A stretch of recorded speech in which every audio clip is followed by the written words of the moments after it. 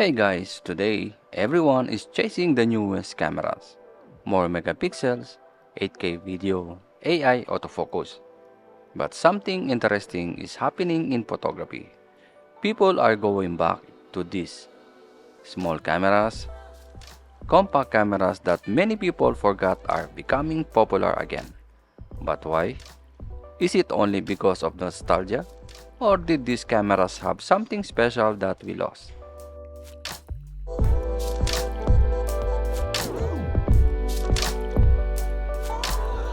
Before smartphones become our everyday cameras, compact cameras were everywhere. Family vacation, birthdays, travel memories. Most of our important moments were captured using a small camera like this. This is the Panasonic Lumix DMC-LC5, a camera from early digital era when brands started providing that digital photography could becoming serious. It was not about the biggest specs, it was about capturing the moment.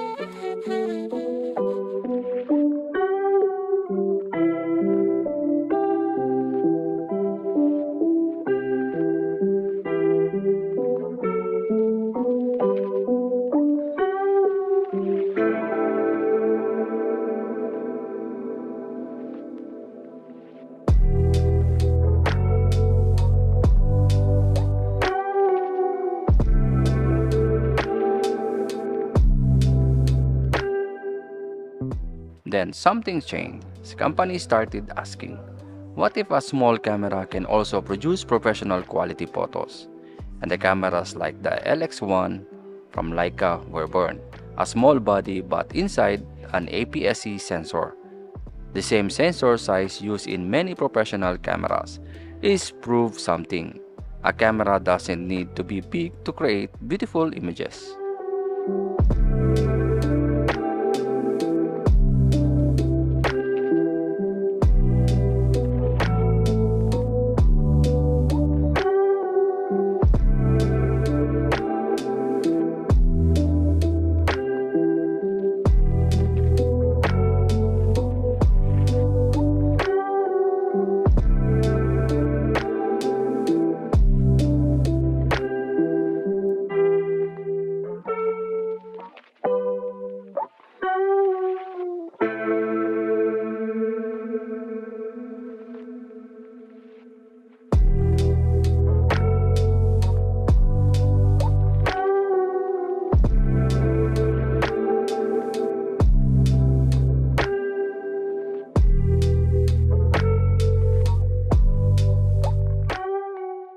Some cameras become specially not only because of image quality, but because of how they make you feel. This Pentax MX-1 is perfect example, a retro design, solid body, real camera feeling.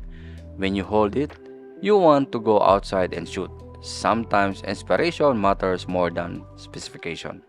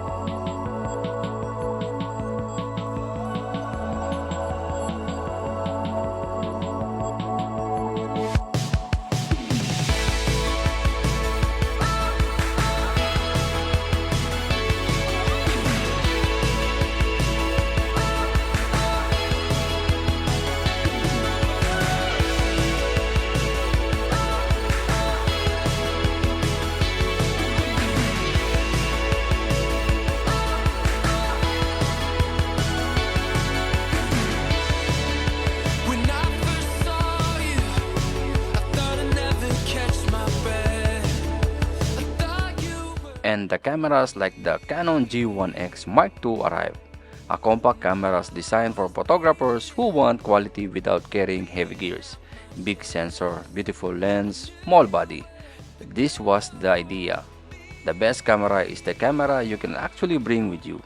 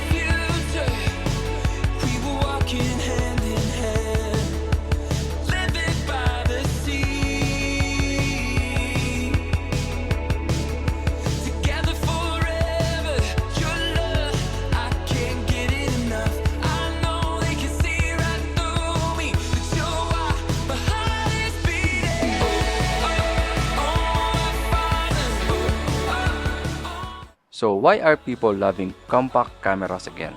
Because today everything is too perfect. Phones use AI, computation photography, automatic processing. But this camera gives something different, a feeling, the colors, the imperfections. The experience of pressing a real shutter button, it makes photography fun again.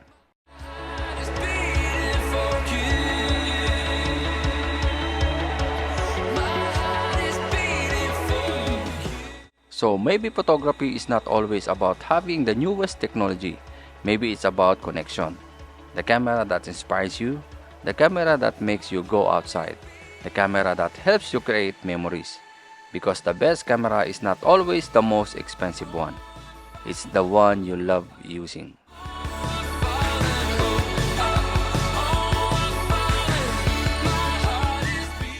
I don't chase trends, I use what works. This is Rapi Sam Still. See you on the next one. Don't forget to like and subscribe. My heart is beating for you.